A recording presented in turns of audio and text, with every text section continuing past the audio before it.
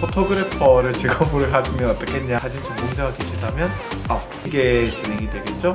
로우 파일이라는 게 뭔지를 포샵 JPG 플러스로 카메라에 이뤄가서 과연 같을 것이냐, 보시는 분도 재미없다는 얘기를 반갑습니다. 신스라이프 신준혁입니다. 지난 영상 어떠셨나요? 제가 내 스튜디오에서 촬영하는 현장 모습을 보여드렸는데요. 오늘은 그렇게 촬영한 영상과 사진들을 가지고 편집을 해야 되겠죠? 편집을 하는 과정에 대한 이야기를 할까 합니다. 그 중에서도 오늘은 사진에 대한 부분을 먼저 얘기하려고 합니다. 지난 영상을 보시고 많은 사람들이 포토그래퍼를 직업으로 가지면 어떻겠냐 라는 우스갯소리로 얘기를 하시던데 전혀 그런 생각 없습니다. 왜냐하면 저는 일단 포토그래퍼들을 굉장히 존경하고 있는 상황이고요. 저는 치과의사라는 직업이 있기 때문에 원하는 사진들을 조금은 편하게 찍을 수 있죠. 시간적 여유를 가지고. 근데 만약에 포토그래퍼를 하게 되면은 포토그래퍼도 여러 가지 전공이 있지 않겠습니까? 어떤 분은 제품 사진을 주로 잘 찍으시는 분, 어떤 분은 인물 사진, 다큐멘터리, 이런 사실은 다 분야가 있거든요. 근데 포토그래퍼를 업으로 하게 되면 어느 한 특정 분야만 잘하면 되는 게 아니라 이걸 다 잘할 수 있어야 됩니다. 왜냐하면 클라이언트가 어떻게 들어올지 모르고 또 그 특정 분야만 가지고는 직업이 되게 힘들죠. 그리고 저는 사실 이제 포토그래퍼의 가장 또 중요한 건 창의성인데 제가 아직 그런 것까지 논하기에는 그 정도 수준은 아닌 것 같아요. 배워나가는 과정이고 지금 내용들은 어디까지나 강연을 안배하시거나 아니면 강연을 지금 하고 계시거나 이런 치과의사나 또 이런 쪽에 사진 전공자가 아니신 분들에게 도움이 되고자 하는 컨텐츠이기 때문에 만약에 사진 전공자가 계시다면 해주세요. 제가 사진을 통해서 좀 말씀드리고 싶은 건 뭐냐면 이 치과 임상도 마찬가지고 모든 저희가 하는 일들이 약간 좀 전문적인 일들이 다 똑같다고 생각해요.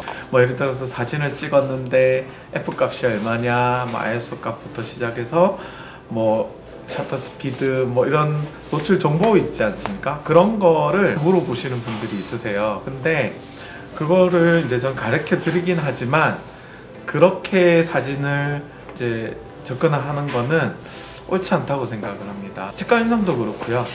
사진 쪽도 그렇고 모든 일이 다 그런 것 같아요. 기본적인 것부터 공부를 해야 된다고 생각해요. 좀 더디게 진행이 되겠죠? 그러나 어떤 선이 넘으면 그때부터는 나중에 엄청난 갭이 차이가 납니다.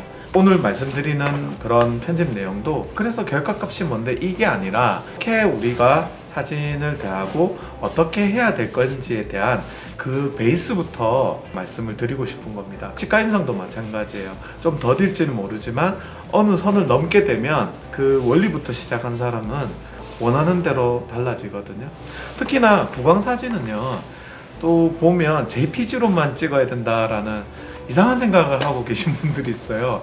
왠지 그렇게 설정을 딱 해서 일정하게 찍어야 다큐멘터리처럼 기록이 된다 라고 생각하시는데 그거는 사실은 틀린 말입니다. 왜냐하면 로우 파일에 대한 부분을 말씀을 드리겠지만 이게 왜 틀렸냐면 그분들이 생각할 때는 항상 똑같이 설정값을 두고 같은 카메라로 찍으면 항상 같이 나온다고 생각하실 거예요. 그러나 치아의 주변의 색상에 따라서도 색상이 달라지고 심지어는 소공포나 치아 주변에 있는 덮는 포 색깔에 따라서도 이게 달라집니다. 카메라가 좋아질수록 여기에 대한 미치는 영향이 굉장히 커지고요. 설정값이 항상 일정하게 찍는다고 해서 그 결과가 항상 일정한 노출 값으로 나오지 않아요. 그거는 잘못된 상식이거든요. 반드시 로우 파일이라는 게 뭔지를 알아야 되는 거죠. 그래서 오늘 그 부분에 대해서도 몇 가지 말씀을 드릴 거고요. 그분들이 말씀하시는 의미를 알아요. 치팅을 하지 않아야 된다 이렇게 얘기를 해야 되는 거지 포샵부터 이런 얘기를 하잖아요. 그건 틀린 말이에요. 모든 사진은 포토샵 과정을 거치게 되어 있습니다. 이 부분에 대해서 우리 한번 고민해 보도록 하겠습니다. 로우 파일이라는 것은 사진을 찍으면 우리가 필름과 같은 거예요. 로우 파일로 프로세싱 한다는 말은 현상소에 우리가 아날로그 작업을 할 때 필름으로 이제 사진을 찍잖아요. 그러면 그 필름을 현상소에 가서 인화하는 과정, 요거를 프로세싱이라고 하거든요. 디지털도 마찬가지예요. 처음 찍은 사진이 로우 파일이 있는데 여기서 프로세싱 되는 과정, 하나의 현상 작업이라고 생각을 해 주셔야 됩니다. 우리가 일반적으로 쓰는 파일들이 JPG 이제 파일을 많이 쓰죠. 카메라 세팅을 보시면은 JPG 플러스 로우, 그 다음에 로우 파일 뭐 이런 식으로 되어 있는 경우가 많죠. JPG로만 작업을 한다. 그건 사실은 올바르진 않아요. 저 흔히 많이 쓰고 있는 JPG 파일은 사실은 이미지 파일이라고 생각하지만 더 정확하게 얘기하면 압축된 이미지 파일입니다.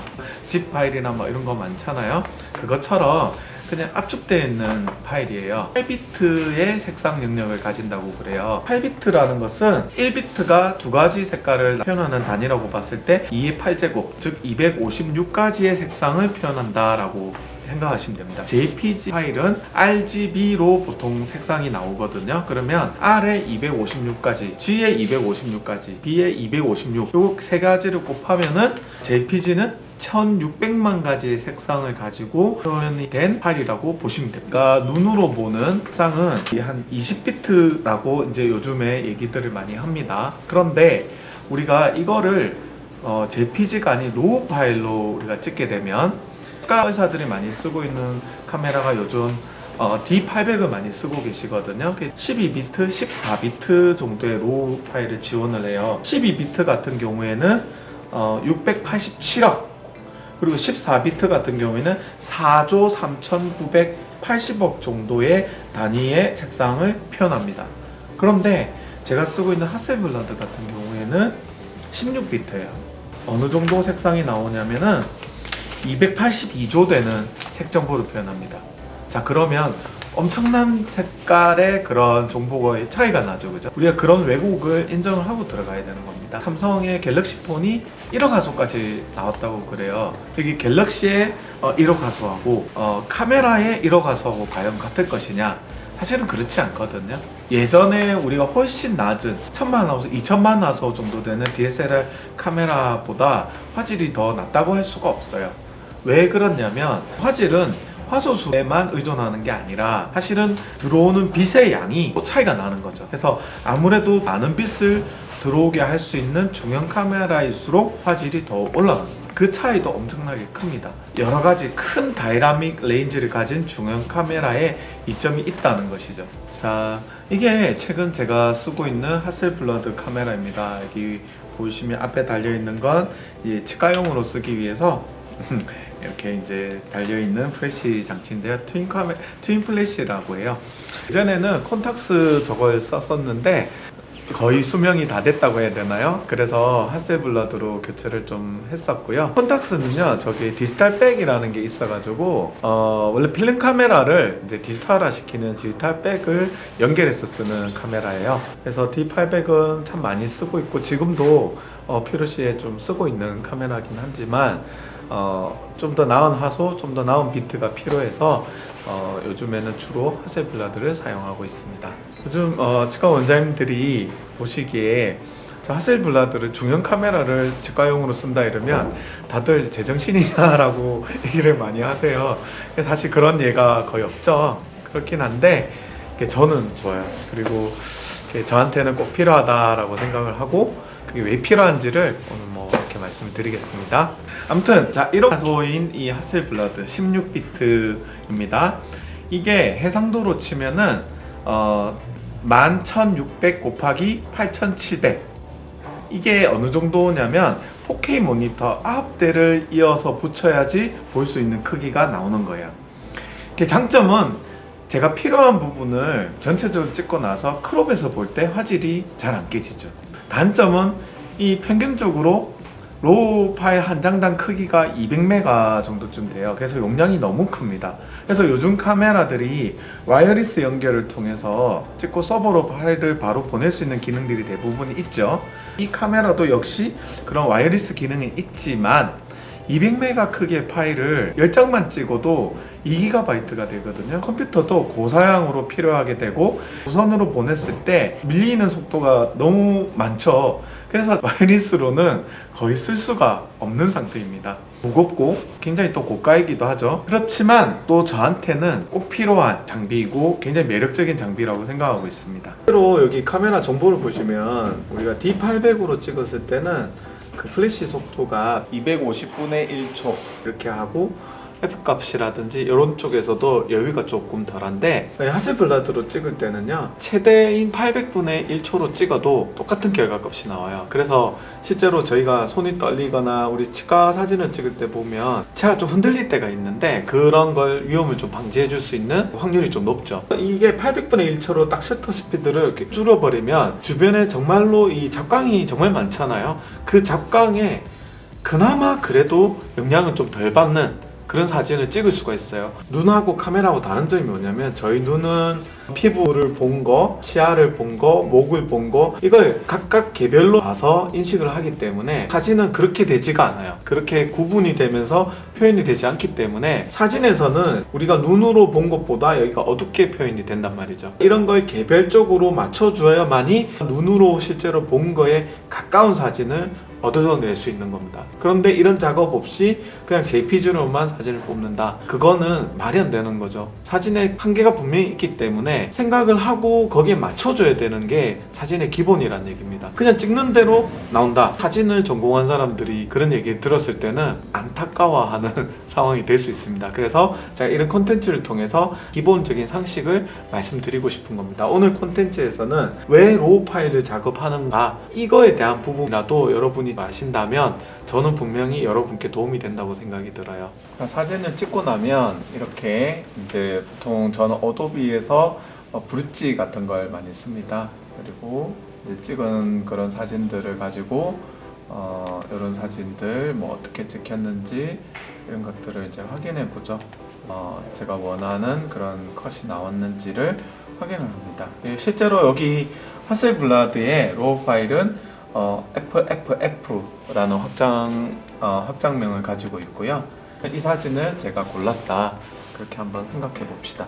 우리가 아날로그에서 현상을 할 때도 현상소마다 그 차이가 다 나요. 그래서 같은 값이 나오는 게 아니기 때문에 그게 진짜 리얼하다라고 생각을 하시면은 사실 좀 곤란하죠. 물론 치과의사로서 우리가 그런 치아의 어떤 보정을 해서 왜곡을 시킨다. 그거는 양심의 문제인 거고, 이런 현상 과정에서만큼은 이 과정을 거치는 게 좋습니다. 어도비 카메라 로우라고 하는 그런 프로그램을 주로 많이 쓰고 있죠. 자, 이렇게 처음에 화면이 뜹니다. 여러분 여기서 봤을 때 왜 그 카메라가 하셀블라드처럼 이런 게 유리하냐면, 확대를 한번 해보겠습니다. 이렇게 한번 어때요? 파일이 하나도 깨지지 않았죠? 자, 그러고 노출을 한번 올려보겠습니다. 어떠세요? 치아가 보이시죠? 제 눈에는 이 치아가 더 보여요. 근데 이 치아에 맞는 노출을 맞추게 되면 전체가 너무 밝아버리죠. 그래서 이런 표정이나 이런 걸 환자분의 어떤 이런 디테일한 거를 보기 위해서는 다이나믹 레인지가 넓은 이런 중형 카메라가 굉장히 유리하다는 겁니다. 화질이 깨지지 않으면서도 제가 보고 싶은 이 각도에서 이 환자분이, 이 모델이 가장 저한테 얘기했던 건 이거였거든요. 이 치아가 약간 돌아가면서 공간이 보이고 여기가 들어가고, 그래서 이런 표정을 짓지를 못하겠대요. 항상 입을 다물고 사진 찍어야 된다는 얘기를 저한테 많이 했었어요. 이런 것들은 카메라의 노출을 이렇게 실제로 보면서 치아가 이렇게 보이는구나, 색상은 어떻다, 이런 거를 이렇게 노출 값을 바꿔가면서 볼 수 있는 게 로우 파일이어야 이게 가능한 거예요. 한 1억 화소 정도쯤 되면은 아까 전체 거의 포트레이트 사진에서 치아만 당겨도 화질이 전혀 깨지지 않습니다. 이런 사진이 필요하다는 거죠. 저는 좀 특이하게 마크로 렌즈를 많이 씁니다. 마크로 렌즈를 써서 콘트라스트가 좀 높아 보일 수 있는데, 이유가 뭐냐면 저는 치료를 위한 사진을 찍는 치과의사이자 포토그래퍼이기 때문에 또 저의 특성인 거죠. 이런 걸로 찍어놔야 이런 것들이 무리 없이 보입니다.